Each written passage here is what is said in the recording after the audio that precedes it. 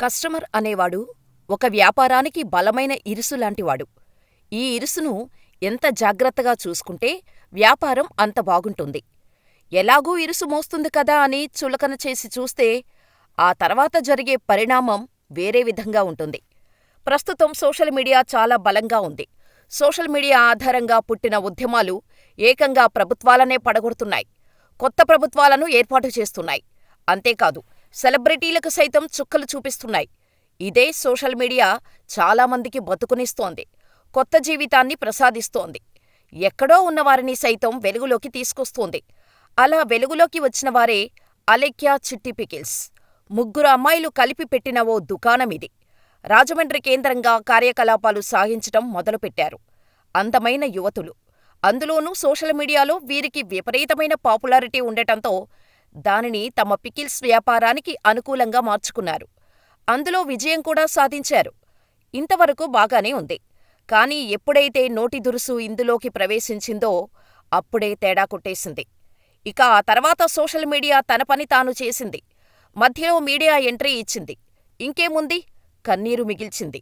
చివరికి దుకాణం సర్దేసుకోవాల్సి వచ్చింది.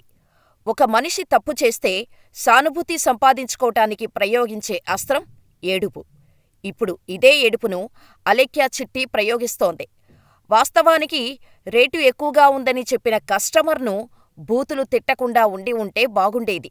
కాని అడ్డగోలుగా బూతులు తిట్టి ఇష్టానుసారంగా మాట్లాడి, నువ్వు కెరీర్ మీద ఫోకస్ పెట్టు, ఈ పచ్చళ్ళు కొనలేకపోతున్నావు, రేపు భార్యను ఏ విధంగా చూసుకుంటావ్ అని అడ్డగోలుగా మాట్లాడిన రోజు నోటిని అదుపులో పెట్టుకుంటే బాగుండేది. కాని ఇక్కడే అలేఖ్య చిట్టి సోషల్ మీడియాను తప్పుగా అంచనా వేసింది. తన ఎదుగుదలను మార్గంగా ఉపయోగపడ్డ సోషల్ మీడియాను అలేఖ్య చిట్టి లైట్ తీసుకుంది. ఫలితంగా ఇప్పుడు దాని తాలూకు ఫలితాన్ని అనుభవిస్తోంది. అందుకే అంటారు, పెద్దలు నోటి దురుసును తగ్గించుకోవాలి అని, మాట తీరును పెంపొందించుకోవాలి అని. ఆ విషయాన్ని అలేఖ్య చిట్టి విస్మరించింది. ఇప్పుడు తీరిగ్గా ఏడుపు లంకించుకుంది. దానికంటే ముందు ఒక క్షమాపణ కూడా చెప్పింది. ఈ క్షమాపణ చెప్పే విషయంలోనూ ఎంతోమందిని తను తిట్టానని, వారందరూ తనను క్షమించాలని కోరింది.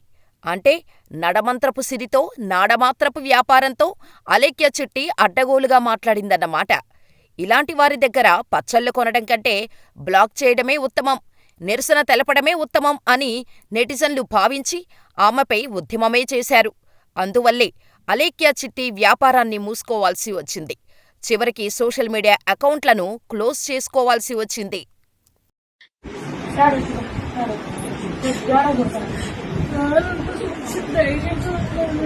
అయితే మేడం కదా మేడం నాన్న గురించి నేనే ఏడుస్తాను కదా, ప్రతిసారి నేను ఏడుతుంటే నేనే కదా ఎందుకమ్మా ఏడుస్తున్నావు అని అంటారు. అలాగంటే మళ్ళీ నువ్వు ఏడుస్తావేంటి